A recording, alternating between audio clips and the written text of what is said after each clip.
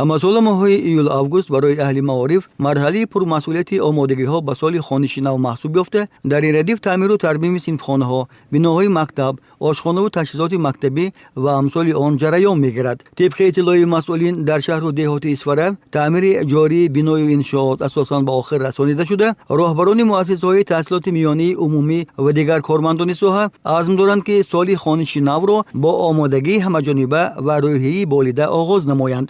Бояд тазаккур дод, ки барои пешбурди корҳои таъмирӣ ба соҳаи маориф аз ҷониби мақомоти иҷроии ҳокимияти давлатии шаҳри Исфара 210 000 сомонӣ ҷудо гардида, ба 241 000 сомони дигар таҷҳизоти муосири таълимӣ харидорӣ карда шудааст. Дар ин радиф дар муассисаи таҳсилоти миёнии умумии рақими 6 барои таҳсили 1343 нафар хонандагон шароити фароҳам ба миён оварда шуда, ҳамаи синфхонаҳо, ҳуҷраҳои фаннӣ, толори маҷлис ва дигар иншооти ёрирасони мактаб бо дастгирии раёсати маорифи шаҳр ва падару модарони хонандагон аз таъмири хушсифат бароварда шуда, утоқҳои дарсиву фаннӣ бо лавозимоти зарури муҷаҳҳаз гардонида шуданд. 35 синфхона, 5 кабинетҳои фаннӣ ва ошхонаи мактабӣ таъмиру тармим гардида, ҳамчунин дар масоҳати 1500 метри мураббаъ саҳни мактаб мумфарш карда шудааст.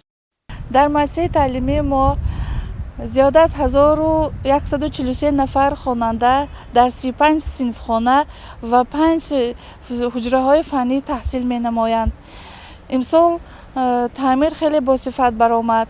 айни ҳол дар муассисаи таъмир давом ёфта истодааст ва мо ният дорем, ки дар муддати кӯтоҳ муассисаро ба пуррагӣ аз таъмири босифат бароварда ба соли хониши 2025-2026 муассисаро тайёр намоем.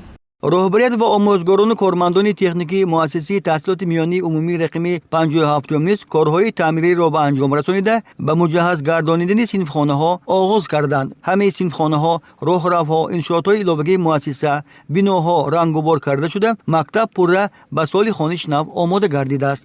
дар муассиса ҳамагӣ 14 синфхона ва 6 утоқи корӣ мавҷуд аст, ки пурра аз таъмири ҷорӣ бароварда шудааст ва мо хоҳони онем, ки муассисаи мо ҳамеша пешрафт бошанд, ба муваффақиятҳо, дастовардҳои нав ба нав ноил гардад ва мо бо рӯҳияи баланд хонандагонро барои пешвоз гирифтан муассиса ва муаллимон ҳамавақт омода ҳастем. бояд тазаккур дод, ки дар таъмири ҳамасолии муассисаҳои таълимӣ баробари соҳибкорон, шахсони саховатпеша ва падару модарон, собиқ хатмкунандагон низ саҳмгузорӣ карда истоданд. чунончи ин иқдом соли ҷорӣ дар муассисаи таҳсилоти миёнии умумии рақами 23 деҳаи Ворух рӯи кор омадааст. баробари таъмири куллии мактаб, собиқ хатмкунандагони мактаб азм карданд, ки ин муассисаро бо мизу курсӣ ва дигар лавозимоту таҷҳизоти хониш таъмин намоянд. дар ин мактаб то ба имрӯз корҳои таъмиру барқарорсозӣ ба маблағи зиёда аз 700 000 сомонӣ ба анҷом расонида шудааст.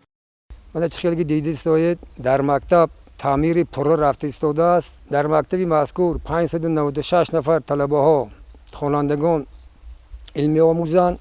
барои пешрафти илму маърифати хонандагон мана хаткунандагони ҳамин мактаби мазкур иқдом гирифтанд, ки ҳамин мактабро аз таъмири пурра бароранд. дару тирезаҳо, фарш, синфхонаҳо ҳамаш пурра аз нав аз таъмири капиталӣ бароварда шуда истодааст. ёдовар мешавем, ки дар шаҳру деҳоти Исфара 89 муассисаи таълимӣ арзи вуҷуд дошта, соли ҷорӣ ҷалби 44 719 нафар хонандагон ба таҳсил пешбинӣ карда шудааст. албатта яке аз самтҳои асосӣ ва таъминкунандаи рушду нумӯи мамлакат соҳаи маориф маҳсуб ёфта, тибқи дастуру супориш ва ҳидоятҳои пешваи миллат муҳтарам Эмомалӣ Раҳмон, ҳукумати мамлакат барои бунёди инфраструктураи замонавии таълиму тарбия ва мутобиқсозии раванди таълим ба меъёрҳои ҷаҳонии таҳсилот тамоми воситаю имкониятҳоро сафарбар кардааст. зеро маориф ояндаи давлату миллатро тарбия ва муайян мекунад.